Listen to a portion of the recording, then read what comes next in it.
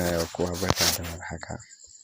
Yau bayani ne akan yadda mutum yana da simai guda biyu ko kuma in ce yana da waya biyu ko kuma layin shi guda ɗaya ya faɗi kuma yana so dukkanin wani kira da aka yi zai rinƙa shigowa cikin wayarsa da yanzu yake amfani da shi. Ma'ana wancan sim ɗin ya faɗi amma kuma yana so dukkan wani kira da zai yi ya shigo sabon layin da ya siya.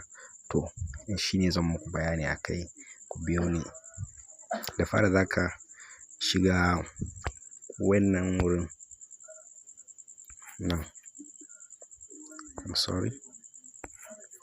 kaga nan shi za ka yi amfani da shi, sai ka shige shi kamar haka, kamar yadda za mu shiga yanzu. To mun shiga, ga wasu kishiyoyi guda uku, su ma za a sake amfani da su kamar yadda yanzu. Kaga nan gida wannan uku su za ka taɓa kamar haka, sai mu shiga. Ga su nan akwai call history, akwai call settings, sai mu taɓa call settings.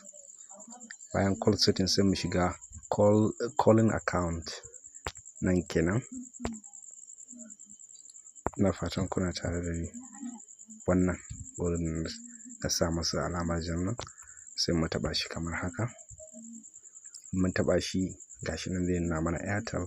Ya danganta da sim ɗin da kake da shi, ko wani irin sim ne zai yi.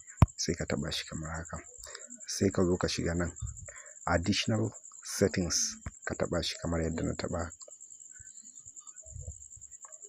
Okay, sorry, afuwan da Allah, call forwarding za a taɓa nan kenan. Yawwa nan sai mu taɓa shi kamar haka.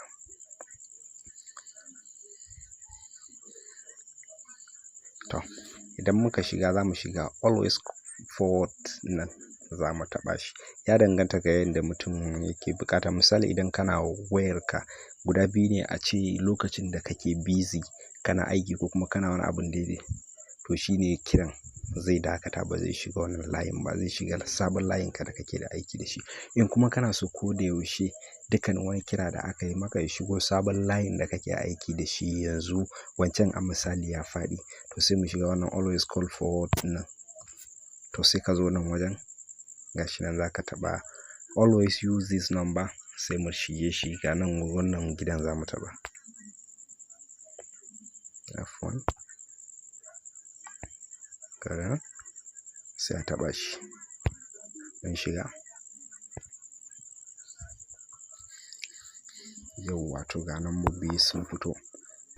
A ce sai ka dubi lambar ka, wancan wanda sim ɗin ya faɗi kuma yana cikin ka bar wayar a gida, ma gidan da nesa ba za ka iya zuwa ka je, ko kuma baka da, har in ka ce za ka je ka ɗauka za ka ɓata lokaci ko kuma wani abun, sai ka shiga shi kamar haka. Bari in yi amfani da wannan lambar, Abakar Jarka, sai in taɓa shi kamar haka. Sai in yi turn on nan, sai in taɓa shi. Ga nan updating settings, unaccepted response from network.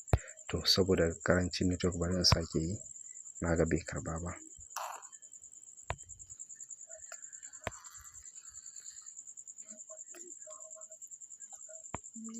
Sorry network. Ga lambar Abakar Jarka, bari in sake daɓawa.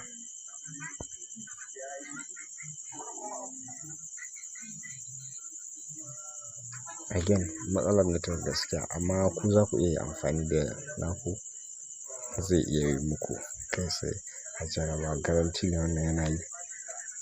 Na gode.